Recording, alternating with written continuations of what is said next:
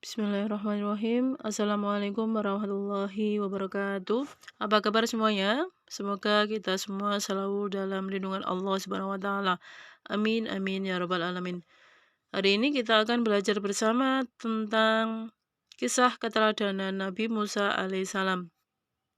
Tujuan pembelajaran menganalisis dan meneladani kisah Nabi Musa alaihissalam sebagai inspirasi dalam menghadapi tantangan kehidupan masa kini dan masa yang akan datang. Untuk indikator yang pertama, memahami kisah Nabi Musa alaihissalam. Yang kedua, menceritakan dan meneladani kisah Nabi Musa alaihissalam. Dan yang ketiga, memetik hikmah dari kisah Nabi Musa alaihissalam. Sejarah singkat kehidupan Nabi Musa alaihissalam. Nabi Musa diutus oleh Allah untuk Bani Israel di Mesir. Kisah Nabi Musa ini diabadikan dalam Al-Quran. Selain untuk menyelamatkan kaumnya dari kekafiran, Musa juga diutus untuk menyadarkan penguasa Mesir saat itu, yakni Fir'aun yang menyatakan dirinya sebagai Tuhan. Kesombongan dan kekejaman Fir'aun itu membuat masyarakat Mesir takut dan tunduk kepadanya. Fir'aun juga tak segan membunuh bayi laki-laki karena dianggap akan mengganggu kerajaannya. Kelahiran Nabi Musa alaihissalam. Nabi Musa adalah anak dari Imran bin Qahat bin Azar yang merupakan kaum Bani Israel. Silsilah keturunannya masih berasal dari Nabi Yakub bin Ishak bin Ibrahim. Adapun ibunya bernama Yukabat. Beliau diangkat Nabi pada tahun 1450 sebelum Masehi. Nabi Musa dianugerahkan sebuah kitab suci oleh Allah SWT, yaitu kitab Taurat. Beliau merupakan salah satu nabi yang masuk ke dalam ulul azmi. Umat Nabi Musa bernama Bani Israel. Nabi Musa dilahirkan oleh pasangan suami istri Imran dan Yukabat.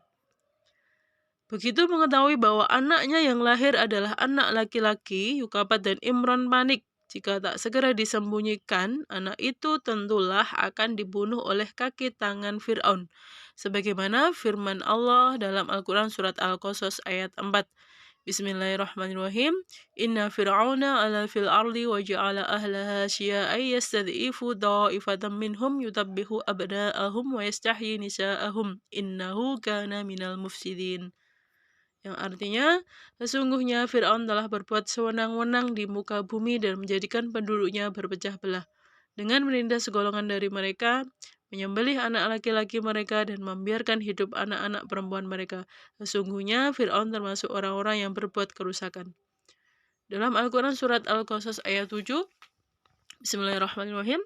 Wa uhaina ila ummi Musa an ardi'ihi fa idza hifti alaihi fa alqihi fil yammi wa la takhafi wa la tahzani inna radduhu ilaiki wa ja'iluhu minal mursalin. Yang artinya, dan kami ilhamkan kepada ibu Musa, susuilah dia, dan apabila kamu khawatir terhadapnya, maka jatuhkanlah dia ke sungai Nil. Dan janganlah kamu khawatir dan janganlah pula bersedih hati, karena sesungguhnya kami akan mengembalikannya kepadamu dan menjadikannya salah seorang dari para rasul. Kakak Musa diperintahkan mengikuti kemana peti itu hanyut, dan di tangan siapakah Musa nanti ditemukan. Ternyata peti itu ditemukan putri Raja Fir'aun. Peti itu dibuka setelah diketahui isinya bayi. Mereka membawa ke hadapan ibu mereka, yaitu istri Fir'aun yang bernama Asia. Istri Fir'aun sangat senang melihat bayi itu. Ia ingin mengangkatnya sebagai anak, maka diutarakannya niatnya itu kepada Fir'aun. Mula-mula Fir'aun menolak, namun atas bujukan istrinya itu, akhirnya ia setuju. Asia pun merawat bayi Nabi Musa alaihissalam dengan baik sebagaimana anak kandungnya sendiri. Mukjizat Nabi Musa alaihissalam. Yang pertama, tongkatnya bisa berubah menjadi ular dan bisa membelah lautan. Yang kedua, dapat menyembuhkan orang sakit. Yang ketiga, mengeluarkan air dari batu. Yang keempat, tangannya yang bisa berubah menjadi putih. Dan yang kelima, dapat berbicara langsung dengan Allah SWT. Meneladani sifat Nabi Musa alaihissalam. Yang pertama, pemberani dalam menyampaikan kebenaran. Meskipun Raja Fir'aun adalah penguasa yang sangat kejam dan sewenang-wenang, namun Nabi Musa alaihissalam tidak pernah takut untuk menyampaikan kebenaran. Beliau tetap menyampaikan kebenaran dengan mengajak Fir'aun untuk menyembah Allah SWT semata. Padahal pada saat itu Raja Fir'aun mengaku bahwa dirinya adalah Tuhan yang berkuasa. Yang kedua, taat kepada Allah. Nabi Musa telah memberi contoh bahwa yang perlu kita sembah dan mintai pertolongan hanya Allah semata. Allah adalah Tuhan yang Maha Esa. Dialah yang menciptakan alam semesta ini dan seisinya. Dialah yang berkuasa atas segalanya di alam ini. Keyakinan kita pada Allah haruslah bulat. Yang ketiga, ketekunan dalam belajar. Keteladanan yang lain dari Nabi Musa alaihissalam adalah ketekunan beliau dalam menuntut ilmu atau belajar kepada Nabi Khidir. Beliau diperintahkan oleh Allah Subhanahu wa taala untuk menuntut ilmu ke tempat yang sangat jauh dan dituntut untuk sabar dan tekun dalam belajar.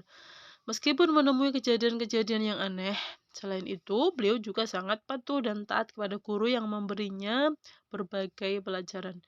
Yang keempat, sikap suka membela yang lemah.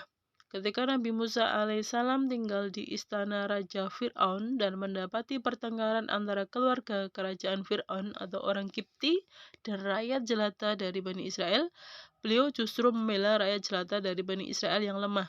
Akhirnya, secara tidak sengaja Nabi Musa membunuh orang Kipti tersebut. Beliau pun diusir dari kerajaan dan itulah resiko yang harus diterimanya. Akan tetapi, Nabi Musa tidaklah kecewa karena telah membela rakyat jelata. Beliau tetap berkeyakinan bahwa yang dilakukannya adalah benar. Beliau senantiasa membela rakyat yang tertindas oleh penguasa yang zalim.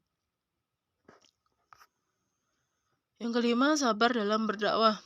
Allah mengutus Nabi Musa untuk mengajak penguasa agar bertindak lurus, politisi agar menjadi baik, dan orang kaya agar menjadi pemilik harta yang baik. Akan tetapi, ajakan Nabi Musa ditolak. Bahkan mereka menuduh bahwa Musa ialah seorang penyihir dan pembohong. Padahal Nabi Musa datang pada mereka membawa ayat-ayat Allah. Silahkan kalian saksikan kisah Nabi Musa alaihissalam membelah Laut Merah saat dikejar oleh Raja Fir'aun.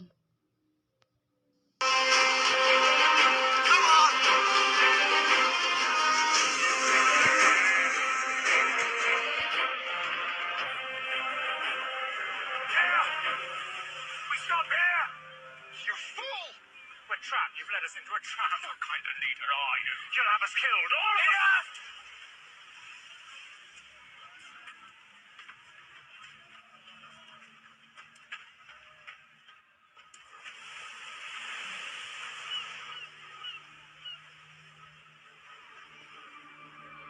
Moses.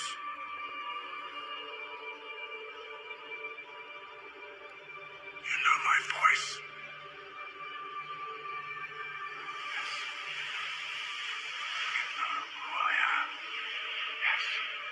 Trust me. Yes.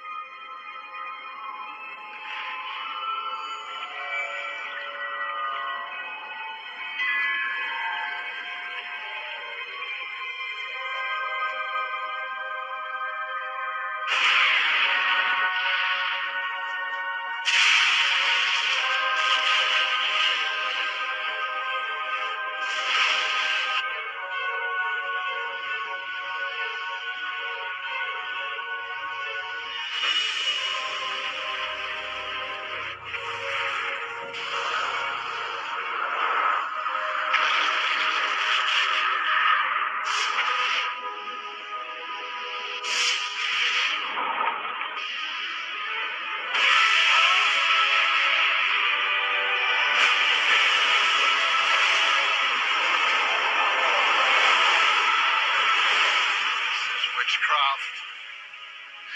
It must be. Or God's word. I say witchcraft! off!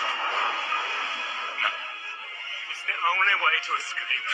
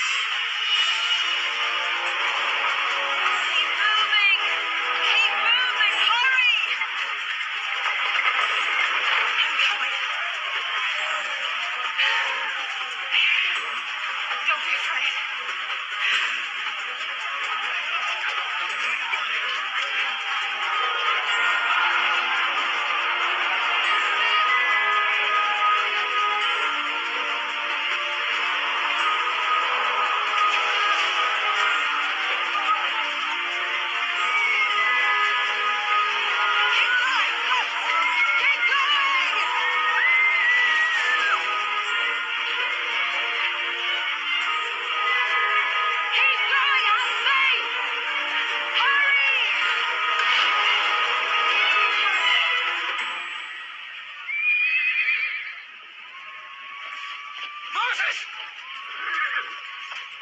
See to the others!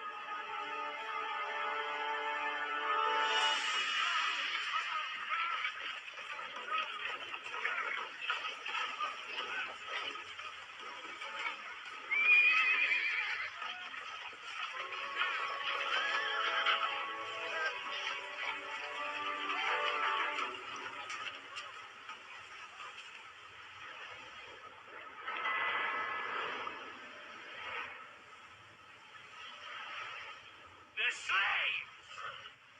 They're unarmed!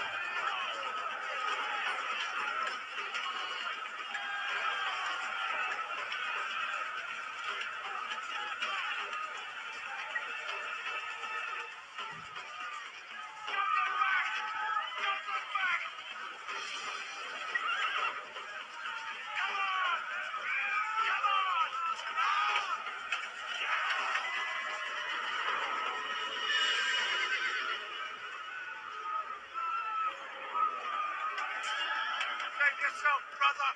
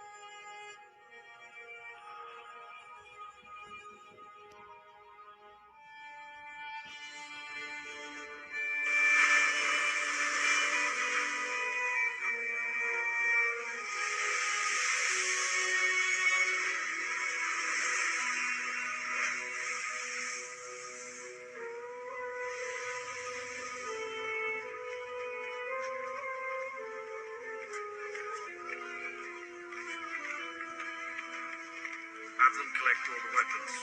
We still may need them.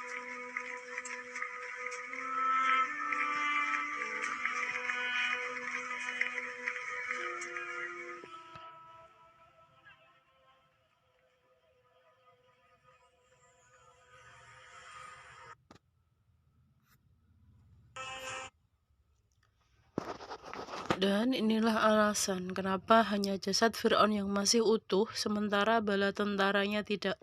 Allah berfirman dalam surat Yunus ayat 91-92 yang artinya, apakah sekarang baru kamu percaya, padahal sungguhnya kamu telah durhaka sejak dahulu, dan kamu termasuk orang-orang yang berbuat kerusakan.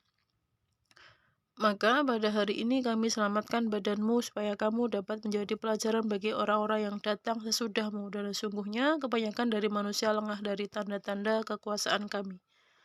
Bahkan sebab kekafirannya yang melampaui batas, bumi pun enggan memakan jasadnya, dan Allah berkehendak agar hal ini bisa menjadi peringatan bagi kaum setelahnya termasuk kita. Terima kasih, semoga bermanfaat. Wassalamualaikum warahmatullahi wabarakatuh.